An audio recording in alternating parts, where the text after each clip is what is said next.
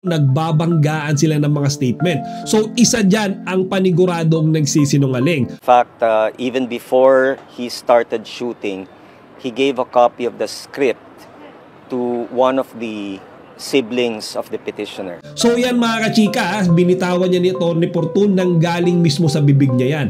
However, nag-post kahapon mga kachika si Tito Sotto sa kanyang official X account. Kinokontra niya lahat ng mga sinabi ni Atty. Fortun. So mga chika, pinasinungalingan niya, okay, yung mga statement na yan. Dahil ang sabi niya, wala daw nangyari na bigayan ng script.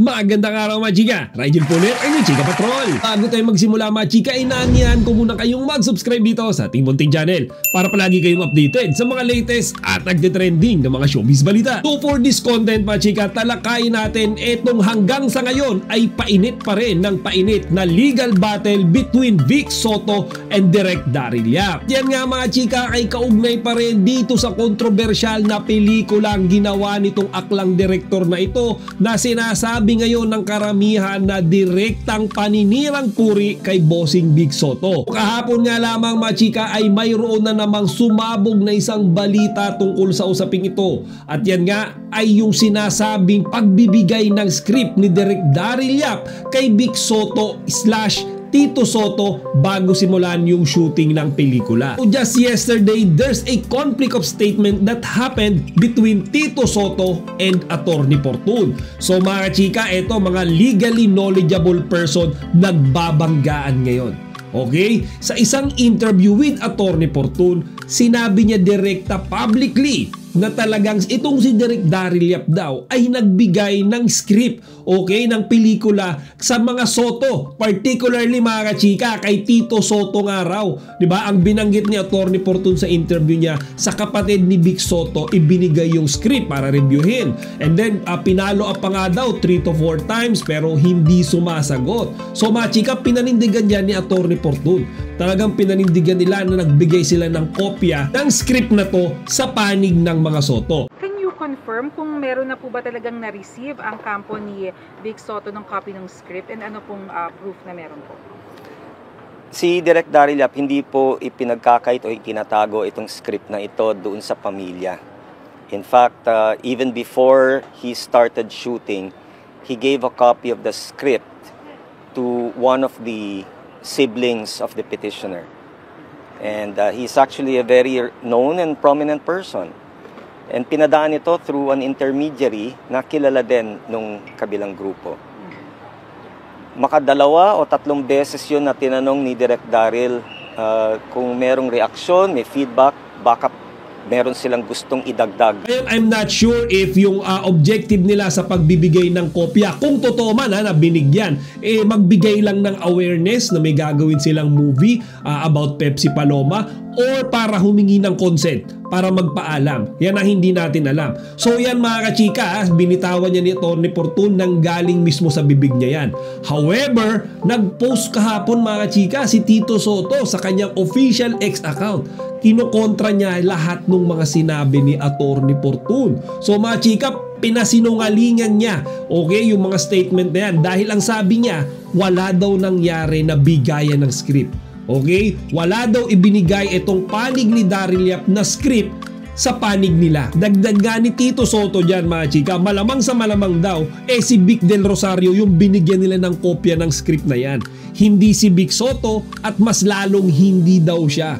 So yan mga kachika, nakita nyo nagbabanggaan sila ng mga statement. So isa dyan ang paniguradong nagsisinungaling. Kung sino, hindi pa natin alam mga chika, pero I have this strong doubt na siguro itong si Atty. Fortun ay hindi ganon ka-knowledgeable, or maybe hindi lahat sinasabi sa kanya ni Direk Daryl Yap.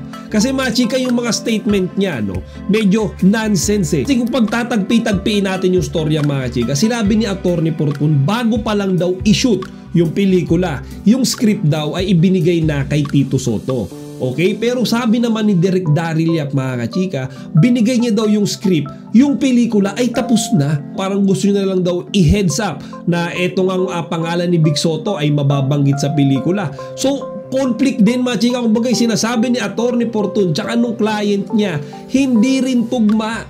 Di ba mga chika, ngayon isa pa sa napansin ko rito na itong si Daryl Yap nagsisinungaling. Meron siyang ipinost nung nakaraang araw lang. Sinabi niya na tila hindi daw nagpasingil or hindi daw siya siningil ni Attorney Fortun, 'di ba, sa kanyang acceptance fee. Pero here's the thing mga chika. Sa interview, sinabi ni Attorney Fortun na siningil niya si Daryl Yap. Etong si Daryl Yap nga daw ay nagpa-discount pa, humingi pa ng discount mga kachika. No, I think the exact language niya is nagpabayad ba. Okay? All I can say is humingi pa nga ng diskwento eh. Nagbayad naman ng acceptance pero humingi ng diskwento. And I agree. So conflict na naman sila. 'Di ba? Parang sinasabi ni Daryl Yap na hindi siya siningil. However, sabi ni Attorney Fortun siningil daw niya nagpa-discount pa nga raw. So ano yung totoo? 'Di ba mga chika? So sa ngayon hindi natin alam kung sino sa mga yan ang nagsisinungaling. Okay, pwedeng yung panig ni Daryl Yap tsaka ni Attorney Fortun or yung panig ng mga Soto kasama yung Divina Law. Okay, so isa lang ang sigurado natin dyan mga chika. Merong isa sa kanila ang hindi nagsasabi ng totoo. And only time will tell mga kachika. Pero ako personal opinion ko lang. Hindi ako nanghuhusga. Opinion ko lang to. I'm sensing some lies mga kachika sa side ni Daryl Yap. Feeling ko mga chika, meron siyang mga sinasabi na hindi tugma sa totoong storya. Kaya nga mga chika, yung mga sagot niya, puro sarcasm minsan parang dinadaan niya sa biro.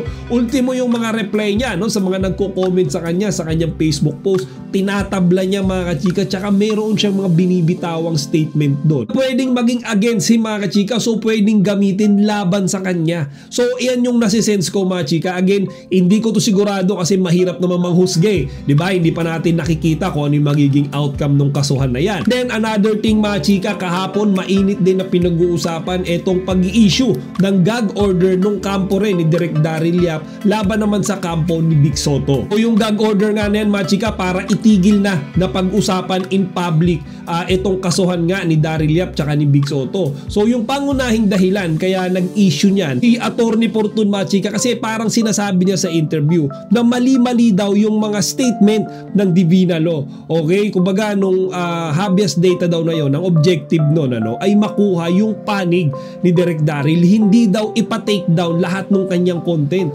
'Di ba? Kasi parang yung sa interview nga kay Attorney Buko, sinasabi niya na dapat daw i-take down na, and then yung mga nagkakalat nga daw nung trailer na yon, pwede nga raw madamay kasi mga chika, bawal na nga daw ikalat. Pero technically mga chika, sabi ni Attorney Fortun, wala pa daw ganong utos ang korte. So pwede pa rin nilang i-publish, pwede pa rin silang mag-post, pwede pa rin nilang i-share yung mainit na trailer na yan sa social media. Wala pa palang opisyal nakautusan ang korte o husgado na tanggalin lahat ng mga post related sa pelikula na ginagawa ni Direk Daryl Yap. Taliwas naman yan mga kachika sa sinabi sa atin ni Attorney Buko. Kaya nga ditong gun order na to mga chika, parang tutulong to para maiwasan na yung pagbibigay ng mga inaccurate or misleading information ng legal counsel ng mga Soto sa publiko. So yan nga latest update natin ngayon mga chika sa usapin yan. Kung mapapansin nyo, talagang painit ng painit ang labanan nila. Attorney Fortun doing his job, protecting Direk Daryl Yap.